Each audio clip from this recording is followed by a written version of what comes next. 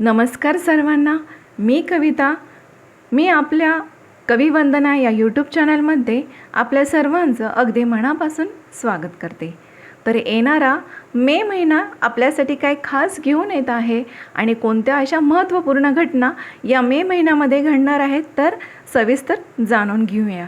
तर सर्वात आधी सर्वांना श्री स्वामी समर्थ. तर मंडळींनो, तुम्ही हे सर्व सत्य ऐकायला तयार आहेत का? कारण की मे 2026 पासून आपल्या आयुष्यात असं काही घडणार आहे जे आपल्या घरातल्या 7 पिढ्यांचे सगळे रेकॉर्ड मोडून काढणार आहे. आजपर्यंत तुमचं काम दुर्लक्षित झालं, तुमची कुवत कमी लेखली गेली, परंतु आता चित्र बदलणार आहे. ज्या ठिकाणी तुम्ही आज उभे आहात त्याच ठिकाणी उद्या लोक तुमच्याकडे अगदी आदराने पाहतील. आणि हा व्हिडिओ फक्त अंदाज नाही, तर हा तो टप्पा आहे जिथून आता तुमच्या आयुष्याला राजतिलकाची सुरुवात होणार आहे. त्यामुळे हा व्हिडिओ शेवटपर्यंत नक्की बघा, कारण की पुढे जे मी सांगणार आहे ते ऐकल्यावर तुम्हाला वाटेल की हे सगळं खरंच माझ्याबद्दलच आहे का. तर हा व्हिडिओ सुरू करण्यापूर्वी तुम्हा सर्वांना मी एकच विनंती करेन की कमेंट बॉक्समध्ये श्री स्वामी समर्थ जरूर लिहा, कारण स्वामींचा आशीर्वाद आणि स्वामींच्या आशीर्वादांचा वर्षाव आपल्या सर्वांपर्यंत पोहोचो यासाठी श्री स्वामी समर्थ जरूर लिहा. आणि हो, हे सर्व स्वामी भक्तांनो, एकच विनंती करेन, माझ्या यूट्यूब चॅनलला तुम्ही सबस्क्राईब केलं नसेल तर सबस्क्राईब करा, कारण की तुमचा हा एक सकारात्मक प्रतिसाद मला असेच नवनवीन माहिती तुमच्यापर्यंत पोहोचवण्यासाठी प्रोत्साहन देतो. त्यामुळे सबस्क्राईब नक्कीच करा. परंतु आता येणारा मे महिना हा तुमच्यासाठी 7 पिढ्यांचे रेकॉर्ड तोडणार आणि याच्यातला खरा काय अर्थ आहे तो आपण आज जाणून घेणार आहोत.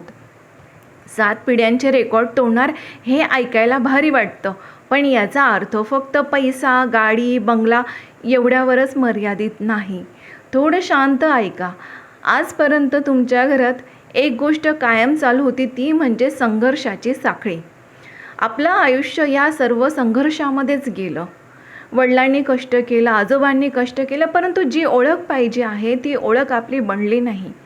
तुम्ही तर सगळं काही सहन केलं, तरीही लोकांनी तुमचं मूल्य ओळखलं नाही. आणि हेच आहेत ते रेकॉर्ड जे की आता तुटणार आहे. आत्तापर्यंत तुमच्या घरात कोणीही निर्णय घेण्याच्या जागेवर नव्हतं.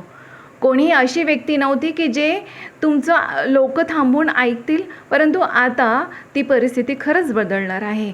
मे 2026 पासून तुमच्या आयुष्यात तो टप्पा सुरू होतो आहे जिथे आता फक्त तुम्ही कष्ट करणारे नसाल, तर आता तुमची ओळख तुम्ही बनवणारे असणार आहेत. ज्या ठिकाणी तुमचं मत आधी दुर्लक्षित केलं जायचं त्याच ठिकाणी आता तुमचं म्हणणं शेवटचा शब्दच ठरणार आहे. तुमच्या शब्दांना आता अगदी महत्त्व मिळणार आहे. तुमच्या शब्दांचं पारडं आता तुमच्या बाजूने वळणार आहे. आणि हा बदल, तुम्हाला सांगते, हा बदल अचानक तुम्हाला वाटेल, पण तुम्हाला खरं सांगू का, तर हा बदल हा बऱ्याच काळापासून तयार होत होता. कारण की 7 पिढ्यांचा रेकॉर्ड हा एकाच रात्री तुटत नाही. तो तुटतो जेव्हा व्यक्ती स्वतःचीच मर्यादा ओलांडतो. आणि तो व्यक्ती आता तुम्ही स्वतः आहात. आणि खरंच सांगते, तुमचं नाव हे फक्त तुमच्या घरापुरतं आता मर्यादित राहणार नाही, तर हे आता तुमच्या समाजामध्ये लोक तुम्हाला ओळखायला लागतील. तुमचं अस्तित्व लोकांना आता जाणवायला लागेल. लोक म्हणतील की हा वेगळा आहे, याच्यात काहीतरी खास बात आहे. तुम्हाला सांगते, आता हेच आहे की जे तुमच्या आता सर्व पिढ्यांचं रेकॉर्ड तोडण्याचा हा पहिला संकेत तुम्हाला जाणवेल. आणि लक्षात ठेवा, ही आता फक्त सुरुवात आहे, कारण की पुढच्या व्हिडिओमध्ये मी जे पण काही सांगणार आहे, व्हिडिओच्या पुढच्या माहिती जी मी सांगणार आहे ती तुमच्या आयुष्यात नेमके कोणते 6 मोठे बदल होणार आहेत आणि ते कधी होणार आहेत, ते एका मागोमाग एक कसे घडणार आहेत, यासाठी व्हिडिओ शेवटपर्यंत नक्कीच बघा. मंडळींनो, आणि मला खरंच सांगा की एक प्रश्न तुमच्या मनात कित्येक वेळा आला असेल की मी प्रामाणिक आहे, मी तर कोणाचं वाईट केलेलं पण नाही, तरी पण माझ्याच वाट्याला हा संघर्ष का आलेला आहे. कधी कधी तर तुम्ही रात्री एकटेपणाने हा प्रश्न तुमच्या मनाला सतत विचारत राहिले आणि तुम्हाला त्याचं उत्तर मिळत नव्हतं. परंतु आज हेच एक सत्य ऐका. तुम्हाला एक सांगते की देव उशीर करत नव्हता, तो तुम्हाला थांबवत पण नव्हता, तो तुम्हाला दुर्लक्षित देखील करत नव्हता. तो फक्त एवढे दिवस जे गेले तुमचे त्रासाचे, संघर्षाचे, तर तो तुम्हाला मजबूत बनवत होता. तो तुम्हाला आत्ताच्या जे पण आनंदाचे क्षण, जे पण काय आता चांगल्या गोष्टी घडणार त्यासाठी तो तुम्हाला तयार करत होता. कारण लहान जबाबदारीसाठी लहान परीक्षा असते, परंतु मोठ्या जबाबदारीसाठी माणसाला आतून थोडं मोडावं लागतं आणि पुन्हा उभं राहावं लागतं. आणि म्हणूनच तुम्हाला लवकर यश दिलं नाही. कारण लवकर यश जर तुम्हाला मिळालं असतं तर त्यामुळे काय होतं की माणसामध्ये अहंकार जागृत होतो आणि उशिरा मिळालेलं यश ही जबाबदारी शिकवतो, नम्रता शिकवतो. आणि तुमच्या आयुष्यात ज्या लोकांनी तुमचा विश्वासघात केला, ज्या ठिकाणी तुम्ही अपमान सहन केला, ज्या क्षणी तुम्ही एकटे पडलात, ते सगळं एकाच कारणासाठी होतं की जो तुम्हाला राजतिलक झेपावा. हे जे आता तुमचे सिंहासनवर बसण्याचे दिवस येणार आहे, जे पण आता तुमचे चांगले दिवस येणार आहे, ते तुम्हाला झेपता यावे म्हणून जो पण काही जो भूतकाळात जो तुम्हाला त्रास झाला तो ह्या आजच्या चांगल्या दिवसासाठीच झालेला आहे. कारण सिंहासनावर बसायला फक्त ताकद नाही तर माणसामध्ये संयम लागतो, शांतता लागते आणि समज ही सुद्धा लागते. आणि देव हा जाणून होता. जर तुम्हाला हे सगळं आधी दिलं असतं तर कदाचित तुम्ही आतून तुटला असता. परंतु आता तुम्ही अपमान पचवू शकता, संघर्ष तुम्ही समजू शकतात आणि आता ते यश तुम्ही सांभाळू शकतात. यामध्ये पहिली घटना म्हणजे निर्णय घेणारी भूमिका आता तुमच्याकडे येणार. तर हो मंडळींनो, आजपर्यंत तुमच्या आयुष्यात एक गोष्ट वारंवार घडली असेल. तुम्ही योग्य सल्ला दिला पण कोणीच तुमचं ऐकलं नाही. तुमचं मत बरोबर होतं पण तुमचा निर्णय कोणीतरी दुसऱ्यानेच घेतला आणि शेवटी जे घडलं ते चुकीचं ठरलं आणि तरीही दोष तुमच्याच वाट्याला आला. हे चित्र आता बदलणार आहे. तुमच्या आयुष्यात पहिला आणि सर्वात मोठा बदल म्हणजे तुम्ही ऐकणारे नाही तर आता तुम्ही निर्णय देणारे व्हाल. आधी लोक म्हणायचे थांब जरा, नंतर बघू, आपण दुसऱ्याला विचारू. परंतु आता परिस्थिती इतकी बदलणार की लोक आता तुमच्याकडे पाहून म्हणतील तू काय सांगतो आहेस. घरात असू दे, ऑफिसमध्ये असू दे, व्यवसायात असू देत किंवा समाजामध्ये असू दे, आता तुमच्या मताला वजन मिळणार आहे. तुमचं जे तुम्ही मत मांडाल त्या मताला शेवटचं मानलं जाईल. कारण आता लोकांना एक गोष्ट जाणवेल की तुमच्याकडे स्पष्ट विचार आहेत. तुम्ही घाईत निर्णय घेत नाही. तुमचा निर्णय परिणाम देतो, ते पण चांगले परिणाम देतो. आजपर्यंत तुम्ही जबाबदारी उचलली पण अधिकार नव्हते. आता मात्र जबाबदारीही तुमचीच असेल आणि अधिकारही तुमचाच असेल. हा बदल हळूच सुरू होईल. पहिल्यांदा छोट्या गोष्टींमध्ये तुम्हाला हा बदल जाणवायला लागेल. परंतु लक्षात ठेवा, मोठं सिंहासन नेहमी छोट्या निर्णयांपासूनच सुरू होतं. काही लोकांना हा बदल तुमचा खुपणार आहे. कारण जे लोक आजवर तुमच्यावर आदेश देत होते आता त्यांना तुमचं ऐकावं लागणार. आणि हाच आहे तुमच्या सर्व पिढ्यांचा रेकॉर्ड तोडण्याचा पहिला ठोस पुरावा. तर मंडळींनो, आता तुमची ओळख अशी होणार आहे की हा माणूस आता निर्णय बदलतोय. दुसरा बदल म्हणजे पैसा आणि संधी तुमच्याकडे ओढ घेतील. तर मंडळींनो, आजपर्यंत पैसा तुमच्यासाठी एक संघर्षाचा विषय होता. कमावलं पण टिकून राहिलं नाही. संधी आली पण शेवटच्या क्षणी ती संधी निसटली. मेहनत तुमची होती परंतु त्याचा फायदा कोणीतरी दुसराच घेऊन गेला. आता हे सगळं नक्कीच थांबणार आहे. कारण की एक सूक्ष्म पण ठळक बदल तुम्हाला जाणवेल की तुम्हाला पैसा आता शोधावा लागणार नाही. पैसा आता तुमच्याकडे येण्याचे मार्ग शोधेल. आणि हे अचानक लॉटरीसारखं नसेल, परंतु तुम्हाला सांगते स्थिर, शहाणं आणि वाढत जाणारं असेल. पहिल्यांदा एखादी ओळख तुम्हाला कामाला येईल, मग एखादा प्रस्ताव येईल, मग एक निर्णय तुम्हाला घ्यावा लागेल आणि त्या निर्णयातून तुमचं आर्थिक चित्र बदलायला सुरुवात होईल. ज्या ठिकाणी आधी अडथळे यायचे, तुमच्या फायली थांबायच्या, तुमचे कागदपत्र थांबायचे, तुमचे पैसे अडकायचे, कर्ज वाढायचे, आता त्या ठिकाणी आता तुमचे कामं वेगाने पूर्ण होतील.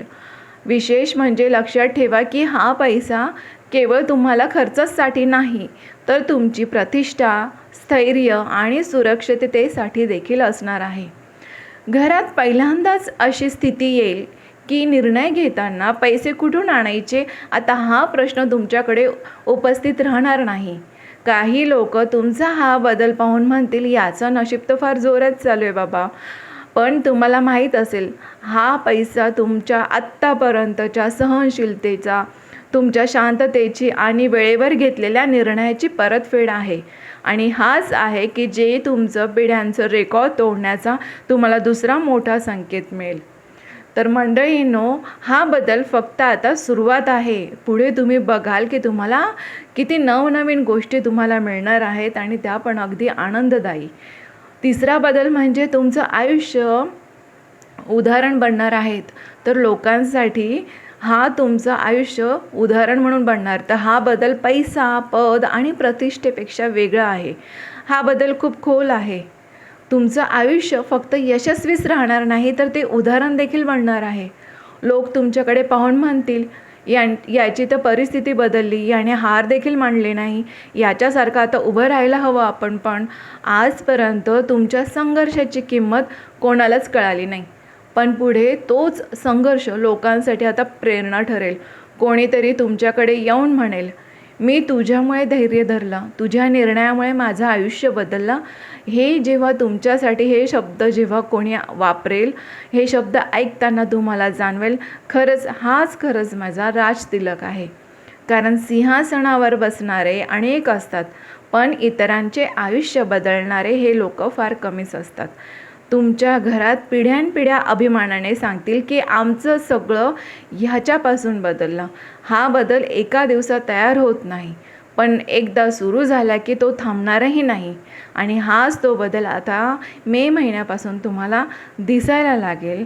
हे सर्व काही आता रेकॉर्ड तोडण्याचा सर्वात मोठा संकेत असणार आहे. तर मंडळींनो, आता हे यश फक्त तुमचंच नाही, ते तुमच्या नावाशी जोडलेल्या इतिहासाचं आहे.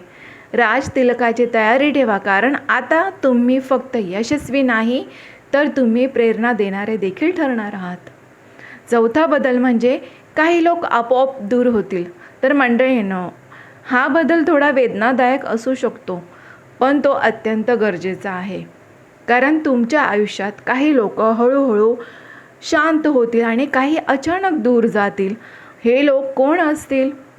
जे तुमच्या यशावर हसत होते, जे तुमचं अपयश मनोरंजन मानत होते, जे तुमचं नाव वापरत होते, पण तुमच्या संघर्षात ते दिसले नाहीत. आजपर्यंत तुम्ही सगळ्यांना सांभाळत राहिला, समजून घेत राहिला, माफ करत राहिलात, परंतु आता तुमच्यात एक बदल होईल. तुमची स्वतःची किंमत ओळखायला लागाल. ज्या क्षणी तुम्ही स्वतःला महत्त्व देऊ लागतात, त्या क्षणी स्वार्थी लोकांना जागा उरत नाही. काही लोक तुमच्याशी बोलणं कमी करतील, कारण आता तुमच्यावर वर्चस्व गाजवता येणार नाही ना. काही लोक तुमच्या निर्णयांवर प्रश्नचिन्ह लावतील, कारण आता ते निर्णय त्यांच्या विरुद्ध असतील. आणि हे वाईट लक्षण नाही, हे स्वच्छतेचं लक्षण आहे. लक्षात ठेवा, सिंहासनाकडे जाणारा मार्ग नेहमी गर्दीतून जात नाही, तो निवडक लोकांसोबतच चालतो. आणि हा टप्पा पार केल्याशिवाय राजतिलक होतच नाही. काही नाते तुटतील, पण त्याच बदल्यात तुम्हाला शांतता, स्थैर्य आणि स्पष्टता देखील नक्कीच मिळणार आहे. पाचवा बदल म्हणजे घरात तुमच्या नावाची ओळख तयार होईल. तर हा बदल बाहेरपेक्षा घरात जास्त तुम्हाला जाणवेल. आजपर्यंत घरात निर्णय घेताना तुमचं मत ऐकलं जायचं, पण अंतिम निर्णय मात्र कोणीतरी दुसराच घ्यायचं. तुमच्या भावना समजून घेतल्या जायच्या, परंतु त्याला वजन दिलं जायचं नाही. आता हे चित्र तुम्हाला बदलताना दिसणार. तुमच्या नावाचं घरात आधार म्हणून घेतलं जाईल. लहान गोष्ट असो किंवा मोठा निर्णय असो, घरात आधी एकच प्रश्न विचारला जाईल की तू काय म्हणतोयस. तुमच्या म्हणण्याला आता महत्त्व दिलं जाईल. आई वडील तुमच्याकडे वेगळ्या नजरेने बघतील, अभिमानाने, विश्वासाने. भाऊ बहीण, नातेवाईक तुमचं मत दुर्लक्षित करणार नाही, कारण त्यांनी आता पाहिलेलं असेल तुमचे निर्णय परिणाम देतात, चांगले परिणाम देतात. आजपर्यंत तुम्ही घरासाठी झटलात, सर्वांना समजून घेतलं, परंतु काही तुमचे अपमान झाले तरी तुम्ही गप्प राहिलात. आता मात्र घर तुमच्यासाठी उभं राहील. कधी कधी तुम्ही एकटे पडलेला होतात, पण आता ती पोकळी भरून निघेल. आणि हा तो टप्पा आहे जिथे तुम्ही घरात फक्त सदस्य नसून तर स्तंभ बनता. आणि लक्षात ठेवा, ज्या घरात मजबूत स्तंभ उभा राहतो ना, तिथे पुढच्या पिढ्या अगदी भक्कमपणे उभ्या राहतात आणि त्या अगदी तुमच्यासारख्या पुढे पाऊल टाकत चालतात. 6वा बदल म्हणजे समाजात तुमचं स्थान उंचावेल. तर मंडळींनो, हा बदल सगळ्यात शांत पण सगळ्यात मोठा असेल. आजपर्यंत तुम्ही गर्दीत उभा होता, ओळख नव्हती, नाव होतं परंतु त्याला वजन नव्हतं. आणि हे चित्र तुम्हाला आता हळूहळू पण ठामपणे बदलताना दिसणार. लोक तुमचं नाव घेऊन तुम्हाला ओळख देऊ लागतील. जिथे आधी तुमच्याकडे दुर्लक्ष व्हायचं तिथे आता तुमच्यासाठी जागा राखीव असेल. कार्यक्रम असो, मीटिंग असो, समाजामधील निर्णय असोत, तुमची उपस्थिती महत्त्वाची ठरेल. आणि हाच तो क्षण आहे जिथे राजतिलक फक्त शब्द राहत नाही. राजतिलक म्हणजे मुकुट नाही, तो असतो लोकांच्या नजरेतला आदर, तुमच्या शब्दांना वजन आणि तुमच्या निर्णयांवरचा विश्वास. काही लोक तुमचं कौतुक करतील, काही लोक मनात जळतील, पण दोघांनाही एक गोष्ट मान्य करावी लागेल की तुम्ही आता वर पोहोचला आहात. जे नाव इतरांनी कमवलं नाही ते नाव आता तुमचं कमवलं जातं. तुम्ही जे स्वप्न पाहिले ते स्वप्न आता सगळं काही तुमच्या नावावरती तुम्ही पूर्ण करतायत. हे सर्व पिढ्यांचं जे स्वप्न होतं ते आता तुमच्या नावावरती येणार आणि हेच रेकॉर्ड तोडण्याचा सर्वात मोठा ठळक पुरावा असणार. मंडळींनो, हा शेवट नाही, हाच तो टप्पा आहे जिथून पुढच्या पिढ्यानपिढ्या म्हणतील, आमच्या घरात जे पण काही बदल झाला आहे ते फक्त ह्यांच्यामुळे सगळं काही बदलायला सुरुवात झालेली आहे. कारण आता तुमचं नाव सर्वांमध्ये अगदी मनापासून सर्वांच्या मनावर तोंडावरती सर्वांच्या राहणार आहे. परंतु तुम्हाला फक्त एक महत्त्वाचा इशारा दिला जातो की मंडळींनो, इथपर्यंत ऐकताना तुमच्या मनात आनंद आला असेल, छातीत अभिमान भरला असेल, परंतु आता एक सत्य ऐकणं तुमच्यासाठी फार गरजेचं आहे. तुम्हाला सांगते की राजतिलक हा प्रत्येकाला झेपत नाही. कारण वर जाणं तुम्हाला सांगते फार सोपं असतं, पण ते वर जाऊन ते टिकवणं फार कठीण असतं.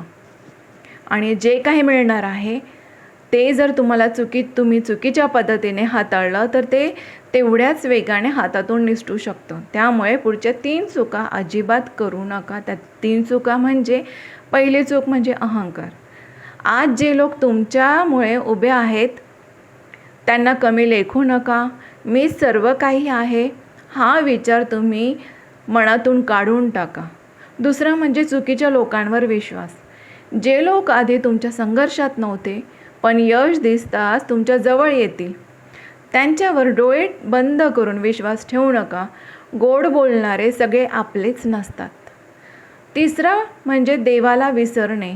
आज जे काही मिळेल ते फक्त तुमच्या बुद्धीमुळे नाही तर अदृश्य शक्तींच्या कृपेमुळे आहे. वर पोहोचल्यावर जर तुमच्यातला जो नम्रपणा आहे त्याला अजिबात जाऊ देऊ नका. लक्षात ठेवा, देव देतो पण तो पाहतही असतो.